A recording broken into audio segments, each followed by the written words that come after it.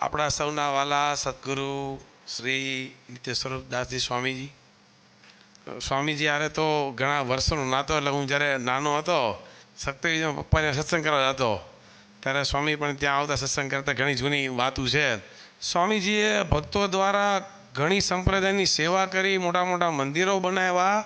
અને મંદિરો પાછું વડતાલ ટેમ્પલ બોર્ડ હોય કે જુનાગઢ ટેમ્પલ બોર્ડ હોય કે ગરડા ટેમ્પલ બોર્ડ, એને પાછા ભગવાનને અર્થે ભક્તોને પાછા સમર્પણ કર્યા.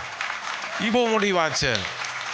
હું મહુવા ગયો તો શું મંદિર બનાવ્યું સ્વામી મહુવા, બહુ સરસ યોજના. આમ તમે જુઓ તો આપણને મજા આવે એમ. એટલે સ્વામીના આ સંપ્રદાય પ્રત્યેના જે ભાવને મારા વંદન.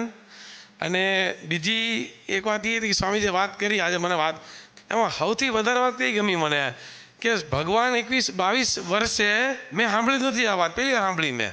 એટલે મને બહુ વિશેષ આનંદ થયો કે આપણા ભગવાન કેવા હતા જી એમ.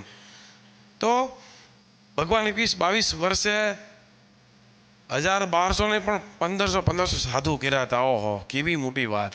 સદગુરુ સંતોના મુખ્ય વાત સાંભળી ત્યારે એનો એક ઇફેક્ટ આપણા જીવન પર અલગ પડતી હોય. ને આજે મારા જીવન પર અલગ પડી પાછી કે ભાઈ ઓહો કેવા ભગવાન આપણને મળ્યા. તેનો મહિમા અહીંયા હતો ને મારા માઇન્ડમાં એ ત્યારે ઓર ઉપર આવી ગયો. આપણે વિદ્યાનગર છાત્રાલય જ્યારે બનાવવાનું હતું, એને દેવ સ્વામી અને સંત સ્વામી મળવા માટે ગયા કે અમે આવું રીતે છાત્રાલય મોટું કરીએ છીએ, તમે મુખ્ય બાંધકામના ડોનર બનો.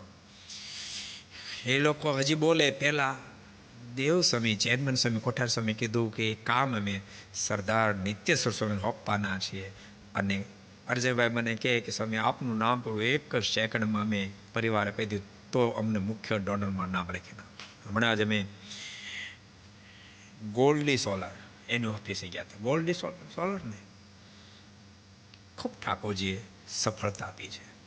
જેમ જેમ ઊંચા આપે તેમ તેમ વધારે વધારે ઠાકોર સરળતા આપે અને સમાજની અને સંપ્રદાયની ખૂબ સેવા થાય.